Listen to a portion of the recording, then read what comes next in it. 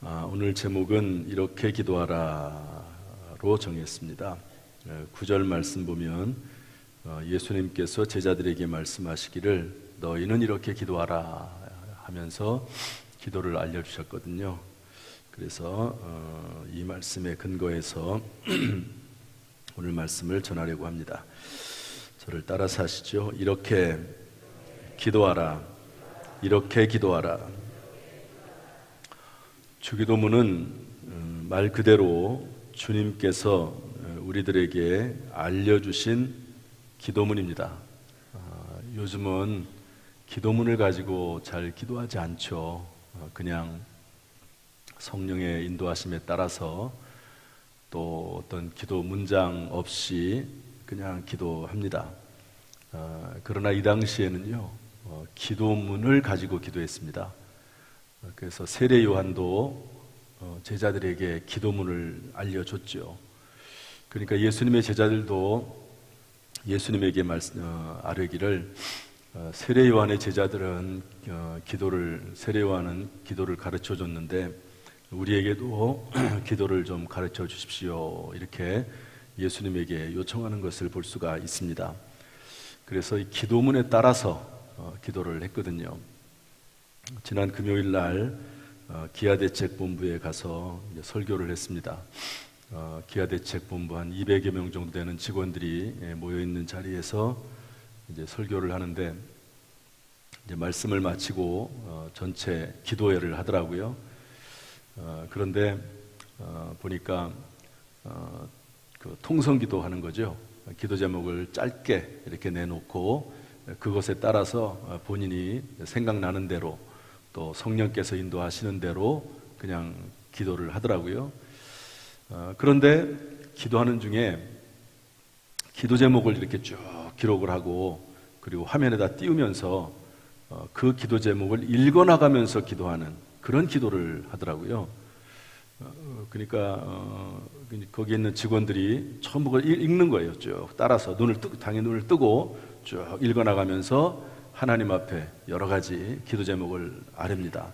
어느 지역에 어느 선교사님이 있는데 그분을 위해서 또 직원들 중에서 누가 어떤 일이 있는데 그 일을 위해서 그걸 갖다가요 쭉 기록을 했습니다. 그냥 기록을 해가지고 읽어나가면서 기도하도록 그렇게 하는 것을 봤습니다.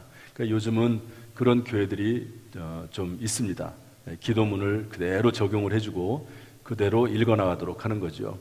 우리 교회도 한 달 단위로 기도문을 이렇게 작성을 해서 매일매일 기도자들이 와서 그것을 쭉 읽어나가면서 기도하도록 했던 일이 있었는데요. 잠시 중단이 됐죠. 그것도 다시 시작을 하려고 합니다. 어쨌든 예전에는요 기도문이 있어서 기도문에 따라서 기도를 했습니다. 그리고 그 기도문을 묵상하고 그 기도문의 의미를 되새기면서 그 기도문대로 하나님께서 응답하시기를 그런 기도를 드렸습니다. 이런 기도를 통해서 그 기도가 인간적인 욕심이라든지 그리고 심지어는 잘못된 기도가 되지 않도록 나름대로 보호막을 치는 그런 역할을 했다고 볼 수가 있습니다. 이런 면에서 예수님께서 우리에게 알려주신 이 기도문, 주기도문은 우리에게 참 중요하다고 볼 수가 있습니다. 우리는 이 내용 그대로 기도할 수 있습니다. 이 내용을 그냥 그대로 읽어나가면서 암송하면서 기도할 수 있습니다. 또한 이 내용을 골격으로 해서 그 내용의 깊이와 넓이와 높이를 더해가면서 기도할 수 있습니다. 사람은 뼈와 피와 살로 구성이 되어 있죠. 그 기본 뼈대가 뭡니까? 사람의 골격이죠. 그래서 그 골격에 살이 붙어 있습니다. 그리고 피부가 덮이고 그리고 거기에 피가 흐르는 것 아닙니까? 그런 것처럼 우리가 기도할 때 이 주기도문을 뼈대로 해가지고 거기에다가 살을 붙여나가고 그리고 피가 흐르듯이 성령께서 운행하시도록 하는 기도를 드린다고 하면 그 기도는 참 쉬운 기도이면서 기도의 내용이 명확하면서도 은혜가 있고 능력 있는 기도를 드릴 수 있다고 봅니다. 참고로 우리 교회는요 사도신경은 현대어로 바꿨습니다. 여러분 사도신경은 말 그대로 사도들의 믿음을 고백한 내용입니다. 그러니까 이것은 시대에 따라서 언어에 따라서 언제든지 바꿀 수가 있습니다. 성경에 있는 내용 그대로가 아니기 때문에. 그러나 주기도문은요, 새로 이제 현대어로 나와 있는 것이 있긴 하지만 우리 교회는 주기도문은 그대로 사용합니다. 옛날 것을 사용한다는 의미가 아니고 성경의 주기도문은 그대로 있어요. 사도신경은 없지만 주기도문은 예수님께서 오늘 읽은 말씀처럼 주기도문이 딱 정해져 있습니다. 이렇게 이것을 갖다가 현대어로 바꾼다는 그런 명분으로 굳이 바꿀 필요가 있을까 하는 생각이 들어서 우리 교회는 그냥 성경에 있는 주기도문 그대로 한다, 문장 그대로 한다는 것도 여러분들이 이해를 하시면 좋을 것 같습니다. 주일 예배 후에 주기도송을 부르지요. 제가 언제부터인가 주기도송을 부르면서 주기도문에 대해서 다시 한번 강해 설교를 좀 해야 되겠다 하는 그런 마음을 가지고 있었습니다. 우리가 예배 후에 축도하기 전에 주기도송을 하는데요, 그 주기도송은 노래 가사, 곡조에 맞추다 보니까 축약되어 있습니다. 그리고 어떤 부분은 생략되어 있습니다. 그래서 주기도송이 노래가 이 주기도문하고는 딱 일치하지는 않거든요. 중요한 것은 주기도송을 하면서도 성경에 나와 있는 이 주기도문의 내용과 일치하는 마음으로 찬송을 해야 되기 때문에 이 주기도송에 관련해서는 1년에 한 번씩, 2, 3년에 한 번씩이라도 꼭 강해 설교를 해야 되겠다. 기존의 성도들도 있지만 처음 나오신 분들도 있기 때문에 그분들을 위해서라도 해야 되겠다. 또 우리도 마음을 좀 더 주기도문에 대해서 새롭게 하기 위해서 적어도 2년에 한 번씩은 해야 되겠다 그런 생각을 했는데요, 이번에 주기도문을 가지고 말씀을 전하게 됐습니다. 하루에 최소 5번 정도는 주기도문으로 기도할 수 있습니다. 일어나자마자 주기도문 할 수 있죠. 저도 일어나자마자 주기도문 합니다. 아침 식사하기 전, 점심 식사하기 전, 저녁 식사하기 전, 우리 식사기도 다 하시죠? 그때 주기도문 할 수 있습니다. 요즘은 제가 이제 주기도문으로 식사기도를 하거든요. 그랬더니 주변에서 이제 식사기도 끝나 물어봐요. 아니 무슨 기도를 그렇게 오래 하냐고. 근데 어쨌든 주기도문으로 이렇게 기도합니다. 그리고 잠자리에 들어서 들기 전에 할 수도 있고 침대 위에서 누워서 할 수도 있고 뭐 상관없습니다. 하나님 앞에 또 주기도문으로 기도할 수 있습니다. 최소 하루에 5번 정도는 기도할 수 있죠. 그리고 주일 예배 때 주기도문으로 찬양 드릴 때 의미를 생각하면서 간절한 마음으로 주기도송으로 기도해야 됩니다. 또한 수시로 주기도문으로 기도해야 됩니다. 마음이 불안할 때 있지 않습니까? 왠지 모르게 마음에 막 불안과 근심과 걱정과 염려가 밀려올 때가 있습니다. 그러면 저는 2가지를 합니다. 왜 그런지를 모르니까 하나님 앞에 방언으로 영어로 기도하고 또 어떤 때는 주기도문으로 기도합니다. 왠지 모르게 기도하고자 하는 마음의 감동이 막 일어날 때가 있습니다. 왠지 몰라요. 그럴 때는 또 방언으로 기도하거나 주기도문으로 기도할 때가 있습니다. 여러분, 주기도문을 잘 활용해서 기도하면 하나님의 뜻에 맞는 예수님께서 알려주신 가장 올바른 그리고 가장 능력 있는 기도를 하게 되는 줄로 믿습니다. 오늘 이 주기도문에 대해서 배워서 다시 한번 주기도문을 가지고 깊이 기도하는 저와 여러분 될 수 있기를 주님의 이름으로 축복합니다. 첫 번째로 하늘에 계신 우리 아버지여, 이렇게 되어 있습니다. 한번 따라서 할까요? 하늘에 계신 우리 아버지여. 어떤 분이 이 말을 하늘에 계신 우리 아버지여라고 하는 이 기도의 첫 번째 내용을 이렇게 해석을 했습니다. 하나님의 집에 들어가는 황금문이다. 여러분, 어떤 집이든지 들어가려면 첫 번째 문을 통과해야 되지 않습니까? 그런 것처럼 하나님의 집에 들어가려면, 하나님과 대화를 하려면 우리는 이 첫 번째 문을 들어가야 됩니다. 이것은 하나님과 대화할 수 있는 황금 티켓이라고도 볼 수가 있습니다. 이것이 처음 우리가 기도할 때 하나님 앞에 드리는 처음 고백이라고 볼 수가 있는 것이죠. 투자의 귀재라고 하는 워렌 버핏이라는 분이 있습니다. 다 잘 아실 거라고 생각이 됩니다. 이분은 투자를 해가지고요 돈을 많이 버는 그런 분입니다. 그런데 어느 날 이분이 자신과 식사하면서, 점심 식사하면서 대화를 하고 싶은 사람은 이야기를 해라. 그러면서 그것을 경매에 붙였습니다. 경매. 이분이 이제 투자하시는 분이고, 이러니까 경매에 붙였거든요. 누구든지, 예를 들어서 내가 이분하고 대화하는데 100만 원을 드리겠다, 1000만 원을 하겠다, 이렇게 경매에 붙일 수 있지 않습니까? 그래가지고 경매에 붙였는데, 여러분 얼마에 낙찰이 된지 아십니까? 이분하고 한 끼 점심 식사하는 거 얼마냐면 246억입니다. 이 워렌 버핏이라고 하는 사람과 만나서 한 끼 먹는데요, 246억. 그러니까 그 돈을 지불하고도 충분히 그분과 점심 식사하면서 한 끼 먹는 게 훨씬 더 유익하다고 이분은 생각을 해서 거기에 낙찰을 했을 거라고 봅니다. 여러분, 기도는 뭐냐? 하나님과 대화하는 거거든요. 그런데 그 하나님과 대화할 수 있는 티켓을 받을 수 있는 사람, 그 사람, 하나님과 대화할 수 있는 첫 번째 문을 들어가는 단계가 무엇이냐? 그게 바로 하늘에 계신 우리 아버지여 라고 하는 고백이라는 것입니다. 여러분, 이 안에는 무엇이 있습니까? 우리 아버지여. 하나님에 대한 분명한 자기 고백이 있는 거죠. 누구에게 기도합니까? 하늘에 계신 우리 아버지에게 기도한다라고 하는 겁니다. 아버지에게. 예수님은 여기에 대해서 뭐라고 말씀했냐면, 하나님을 아버지라고 부르라고 하면서 아빠, 그러니까 아버지라고 부르라고 했습니다. 아바라고 하는 말은 아빠라거든요. 그러니까 하나님을 아빠라고 부르면서 하나님 앞에 나가라는 겁니다. 이 말은 어떤 의미를 가지고 있습니까? 하나님은 우리의 아빠이시고 나는 하나님의 어린 아들이고 어린 딸이라는 거예요. 여러분, 아버지라고 부르는 것과 아빠라고 부르는 것하고는 차이가 있습니다. 아빠라고 부를 때는 내가 어리다는 것을 의미하잖아요.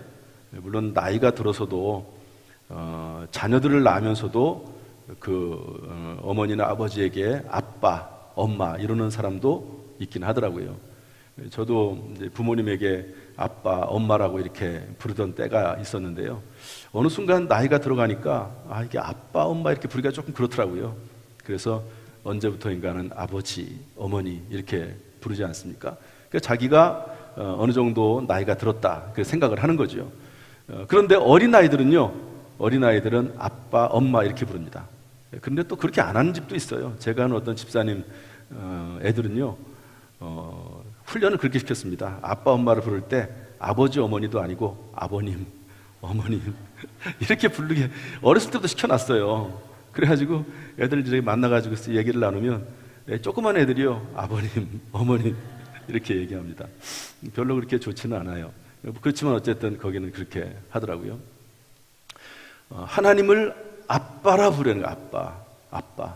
내가 어린 아이입니다. 하나님께서 나와 함께하지 아니하시면, 하나님이 나를 도와주지 아니하시면 살 수가 없습니다 라고 하는 그런 믿음을 가지고 하나님 앞에 기도하는 것이죠. 하늘에 계신이라고 하는 말은 뭐냐면, 성경에 하늘에 계신 하나님, 즉 크고 두려우신 하나님 이렇게 되어 있습니다. 한번 따라합시다. 크고 두려우신 하나님. 하나님은 크고 두려우신 하나님, 전능하신 하나님, 창조주 하나님, 그러면서 나를 사랑하신 하나님, 하나님은 그런 분이십니다. 그러면서 아버지십니다. 나는 어린 자녀입니다.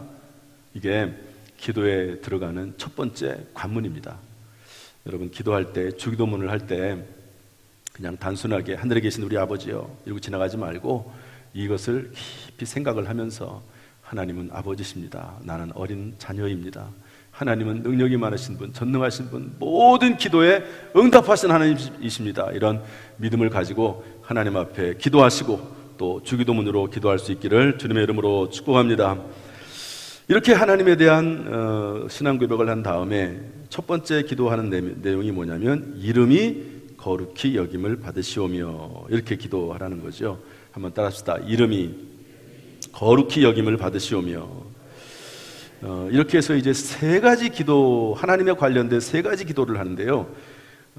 이름이 거룩히, 나라가 임하시오며, 뜻이 하늘에서 이루어진 것 같이, 이렇게 세 가지가 나오는데 우리 성경에는 그냥 이름, 나라, 뜻 이렇게 되어 있는데 이렇게 현대어로 번역한 성경에는 뭐라고 되어 있냐면요, 아버지의 이름, 아버지의 나라, 아버지의 뜻, 이렇게 되어 있습니다. 그러니까 하나님 아버지의 이름이 거룩히 여김을 받으시며 하나님 아버지의 나라가 임하시오며 하나님 아버지의 뜻이 이루어지기를 원합니다. 이렇게 기도하는 거죠. 그러니까 여러분 이제 기도할 때 이 부분이 나오면 우리는 그냥 성경에 있는 그대로 하지만 그 의미는 하나님 아버지 이름, 하나님 아버지 나라, 하나님 아버지 뜻, 이렇게 머릿속에 이해를 하면서 기도를 해야 되는 것입니다. 여러분, 하나님은 이름에 대해서 관심이 많으세요. 이름에 대해서 그래서 성경에 보면은요, 아브라함을 하나님께서는 일국의 아비라고 되어 있는 아브라함을 아브라함이라고 바꿔주십니다. 열국의 아비죠. 신약 성경에 와서 가장 유명한 사람 중에 하나라면 사도 바울입니다. 그런데 사도 바울의 원래 이름은 사울입니다. 큰 자라고 하는 뜻을 가지고 있거든요. 그런데 바울이라고 하는 말로 바꾸면서 작은 자로 이름이 바꿔졌습니다. 하나님께서 이름을 바꿔주세요. 이름을 중요시하게 여기십니다. 그리고 하나님은 십계명 제 세 번째 계명이 뭐라고 말씀하시죠? 내 이름을, 하나님의 이름을 망령되이 함부로 부르지 말라고 아예 그냥 십계명의 못을 딱 박아놨습니다. 하나님의 이름에 대한 거거든요. 하나님의 이름을 함부로 부르고 하나님의 이름을 망령되이 부르고 농담하는데 하나님의 이름을 사용하고 이런 것들 하나님이 기뻐하지 않습니다. 그래서 하나님의 이름을 함부로 부르지 말라는 거죠. 그런데 하나님 아버지의 이름을 거룩하게 하시며 이렇게 기도하라는 겁니다. 여기에 대해서 존 칼빈, 스위스의 종교개혁자인 존 칼빈은 이렇게 이 부분을 해석했습니다. 하나님께서 받아 마땅한 그 자신의 영광을 받으시기를 원합니다. 하나님의 이름에 합당한 영광과 명예와 경배와 대우를 받으시기를 원합니다. 이렇게 기도해야 한다 하는 것이죠. 그러니까 이 부분을 기도할 때 이름이 거룩히 여김을 받으시오며 아버지 하나님의 이름이 거룩히 여김을 받으시옵소서. 하나님의 이름이 그 이름에 합당한 영광과 경배와 그리고 명예를 받으시옵소서. 하나님, 지금 이 시간 제가 하나님 앞에 하나님의 이름을 위해서 기도합니다. 하나님 영광 받으시옵소서. 하나님이 높임 받으시옵소서. 모든 영광을 하나님이 받으시옵소서라고 그 시간에 하나님의 영광과 하나님의 이름을 위해서 기도하는 겁니다. 그냥 하나님 아버지 이름을 거룩하게 하시며 그리고 지나갈 부분이 아니고요, 하나님 앞에 영광을 돌려드리는 겁니다.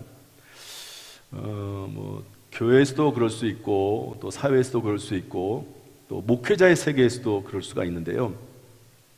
이제 저희들도 보면은 우리 동기들이 있습니다. 동기들이 있고 또 동기들이 아니더라도 여러 이제 목사님들을 한 자리에서 모일 때가 있거든요. 그러면 이제 그 중에는 큰 교회를 목회하는 그런 목사님들이 있습니다. 목회를 잘 하시죠. 말씀도 참 잘 전하시고 능력이 있으시고. 그런데 이제 그런 분들이 이렇게 나타나면 주변에 있는 분들이 그분들에 대해서, 그분 앞에서 그분에 대해서 이렇게 좋은 말을 많이 하고 칭찬을 하는데 좋습니다.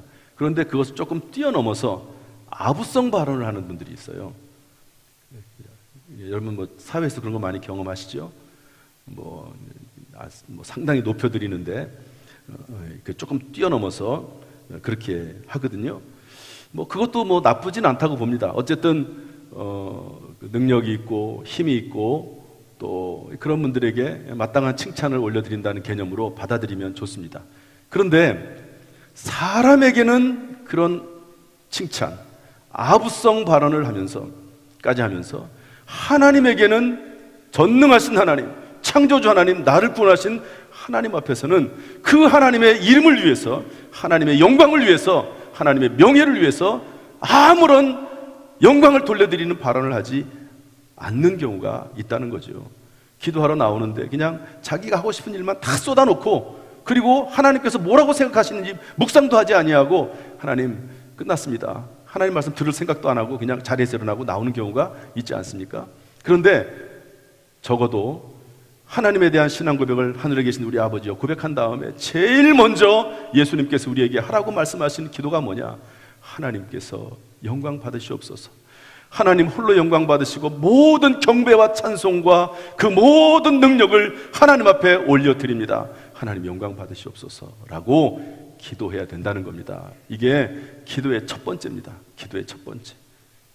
이 부분을 너무 많이 생략을 하고요, 아예 이런 마음 자체가 없는 경우도 있습니다. 그러지 말라는 거죠. 그래서 기도할 때는 하나님의 이름을 높여드려야 됩니다.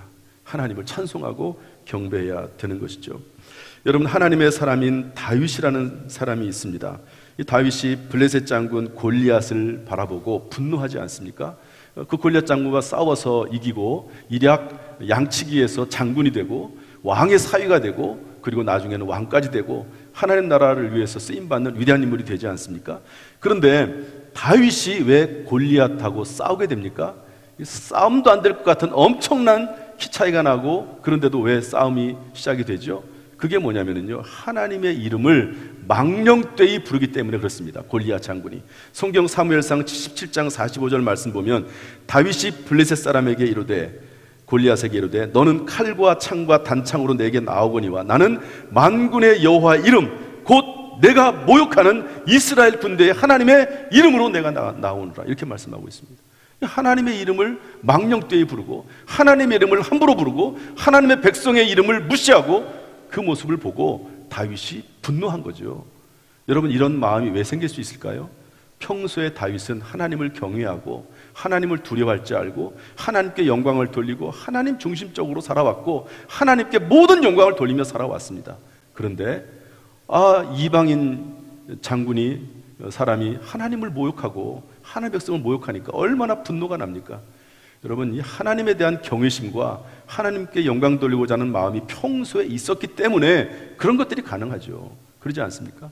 하나님의 영광, 관심이 없으면요, 분노도 일어나지 않습니다. 이런 마음을 가지고 다윗이 나가서 골리앗 장군과 싸워 이기게 된 것입니다. 여러분, 제일 먼저 예수님께서 우리에게 하라고 하신 기도 제목은 뭐냐? 하나님의 이름이 영광을 받으시고 거룩하게 하시라고 하는 기도 제목입니다. 여러분, 기도할 때, 주기도문 할 때 여러분 이 사실을 그냥 아무런 생각 없이 지나가지 말고 하나님의 이름 앞에 그 시간에 영광을 올려드리는 저와 여러분 될 수 있기를 주님의 이름으로 축복합니다. 세 번째로, 나라가 임하시오며 이렇게 기도하라고 되어 있습니다. 아버지의 나라가 오게 하시며 하나님의 나라가 임하시옵소서라고 기도하는 것이죠. 여러분, 하나님의 나라가 오게 하신다, 오게 하시며, 이 부분을 기도할 때 여러분은 어떻게 기도하십니까? 하나님의 나라가 오게 하시며 하나님 나라가 임하시옵소서, 이렇게 기도할 때 적어도 우리는 이 안에 세 가지의 중요한 내용이 있습니다. 오늘 여기까지만 제가 해야 될 것 같습니다. 내용은 많지만 첫 번째로는요, 심령이 가난한 자의 마음을 통해서 그 마음 안에 하나님의 나라가 임하도록 기도하는 겁니다. 하나님의 나라가 임하시옵소서. 그러면서 동시에 마음속으로는 하나님의 나라가 저의 마음속에 임하시옵소서 기도하는데요, 마태복음 5장 3절에 이렇게 되어 있습니다. 심령이 가난한 자는 복이 있나니 천국이 그의 것이며. 그러니까 하나님의 나라가 심령이 가난한 자의 마음속에 임한다는 겁니다. 이 하나님의 나라는 뭘까요? 사람의 마음속에 임하는 하나님의 나라는 뭘까요? 로마서 14장 17절 말씀 보면 하나님의 나라는 먹는 것과 마시는 것이 아니요 오직 성령 안에서 의와 평강과 희락이라. 한번 따라합시다. 성령 안에서 의와 평강과 희락이라. 의가 뭡니까? 예수 그리스도를 믿음으로 말미암아 우리에게 주어지는 칭의를 말합니다. 예수님을 믿음으로 내가 일을 아니할지라도, 그리고 경건하지 아니함에도 불구하고 하나님께서 우리의 믿음을 보시고 의롭게 여기신다고 말씀하지 않았습니까? 그리스도 예수 안에 있는 의로움으로 말미암아 여러분 가질 수 있는 평강이 있습니다. 이것이 하나님의 나라라는 거예요. 여러분, 예수 그리스도로 말미암아 의롭게 되었음을, 칭의 받았음을 여러분 믿으십니까? 여러분, 그것이 하나님의 나라가 임한 증거인 줄로 여러분 믿으시길 바랍니다. 그 다음에 평강이에요. 하나님 나라는 평강으로 임합니다. 어떤 사람들은 돈을 많이 벌고 잘 먹고 잘 살고 좋은 차, 좋은 집에 살면 그것이 천국이라고 생각을 하고 하나님의 나라라고, 하나님의 축복이라고 생각을 하는데, 성경으로 말할 때는 뭐라고 말씀하고 있냐면 그 마음속에 예수로 말미암은 칭의가 있고 그리고 평강이 있고 주님이 주시는 희락이 있으면 그것이 바로 하나님의 나라가 마음속에 이루어진 것이라고 성경은 알려주고 있습니다. 한국의 유명한 부흥사인 이성복 목사님이 계십니다. 우리 성결교단 목사님이신데 워낙 유명한 분이십니다. 이분은 수염을 이렇게 길게 기르시고 설교하고 다니셨는데요, 청빈하셨습니다. 교단 권력과 무관하게 오직 목회와 전도에 전념했습니다. 그래서 사도 바울처럼요, 사도 바울이 전 세계를 다니면서 복음을 전하고 교회를 세워놓고 그리고 떠나고 이러지 않았습니까? 이분도 마찬가지입니다. 어느 지역에 가서 복음을 전하고 교회가 세워지면 또 다른 곳을 움직이고 이런 분이시거든요. 참 훌륭하신 분이십니다. 대단하신 분이십니다. 일제시대부터 복음을 전하면서 고난을 당하셨습니다. 해방 후에는 공산당원에게 잡혀 고문도 당하셨습니다. 어느 날 한 번은 공산당원에게 고문을 당하는데 이렇게 공산당원이 얘기했습니다. 야, 천국이 도대체 어디 있느냐? 있다면 보여봐라. 그랬더니 이분이 대답하기를, 천국 본점은 안 가봐서 모르겠는데 천국 지점은 알고 있다. 그것은 내 마음에 있다. 고문을 당하면서도 고통스러운 고난과 고문을 당하면서도 그 마음속에 변함없이 가지고 있는 것, 예수 그리스도로 말미암은 칭의와 그리고 평강과 희락을 가지고 있었다라고 하는 것을 말씀해주고 있는 것입니다. 여러분, 하나님의 나라가 임하시옵소서. 그 하나님의 나라가, 하나님의 의와 평강과 희락의 나라가 내 마음에 임하시옵소서. 이게 기도예요. 이게 주기도문입니다. 여러분, 의와 평강과 희락이 마음속에 있습니까? 그것이 가장 행복이고 가장 기쁜 것이고 그 안에 모든 것이 있다는 사실을 인정하고 여러분, 그것으로 만족하며 살고 있습니까? 하나님 나라가 임하시옵소서. 그렇게 기도해라 하는 것이죠. 두 번째 하나님의 나라는 뭐냐면요, 교회를 통해서 지역으로 확장되는 지역적인 하나님의 나라가 있습니다. 자, 절 보세요. 첫 번째로 내 마음에 임하는 하나님의 나라가 있습니다. 두 번째로는 교회를 통해서 지역으로 확장되는 하나님의 나라가 있습니다. 마태복음 28장 19절 20절 보면, 그러므로 너희는 가서 모든 민족을 제자로 삼아 아버지와 아들과 성령의 이름으로 세례를 베풀고 내가 너희 가르쳐 분부한 모든 것을 가르쳐 지키게 하라, 이렇게 말씀하고 있습니다. 초대교회가 크게 부흥하고 평안했지요. 그러나 예루살렘에서만 복음을 전했습니다.